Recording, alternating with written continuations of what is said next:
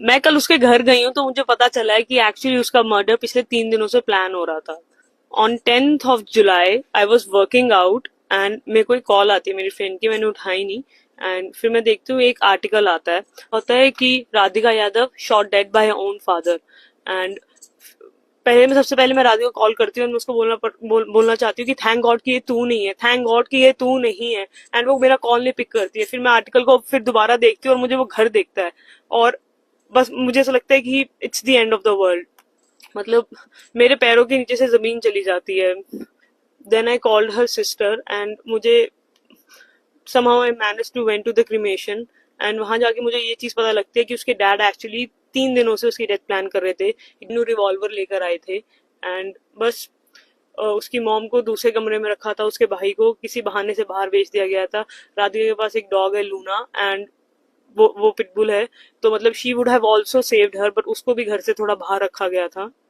And he waited for the right moment और पीछे से मार दिया। मतलब 5 गोलियां कौन सा बाप मारता है, मुझे तो ये समझ में नहीं आ रहा, इतना उसने क्या ही करा था। अपेरेंटली उसके डैड उसके फ्रेंड्स उनके फ्रेंड्स के इन्फ्लुएंस में आके, क्योंकि उसके उनके जो फ्रेंड्स थे वो बहुत ज्यादा जेलस हो गए थे राधिका की सक्सेस से।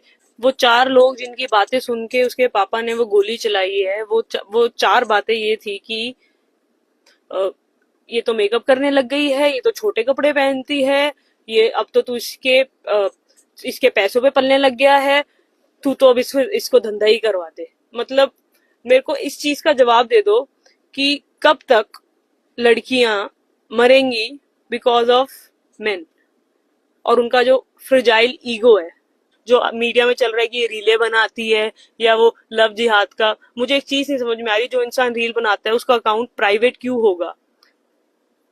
उसके अकाउंट में सिर्फ 68 लोग हैं, 68 लोग। जो इंसान रील डालता है उसके कभी इतने इतने कम फॉलोअर्स नहीं हो सकते हैं। अपना अकाउंट उसने प्राइवेट करा हुआ था, लास्ट रील उसने डाली थी 23rd March 2024। मैं रही हूँ उसके साथ, मैं उसको जानती थी और मुझे पता है कि वो बहुत ज्यादा शरीफ थी। बट पिछले 10 दिनों में उसकी लाइफ इतनी ज्यादा मिजरेबल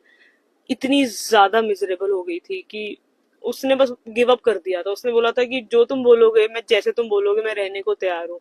बट वही है, उसके पापा का इतना ज्यादा दिमाग खराब हो रहा था हो, रख, हो रखा था कि कोई फेस पे एक्सप्रेशन भी नहीं था। मतलब वो इंसान को दिख रहा था कि कोई साइकोलॉजिकल प्रॉब्लम है, बट वही है, बात किससे करें। मुझे बस एक चीज समझ में नहीं आती है कि कब तक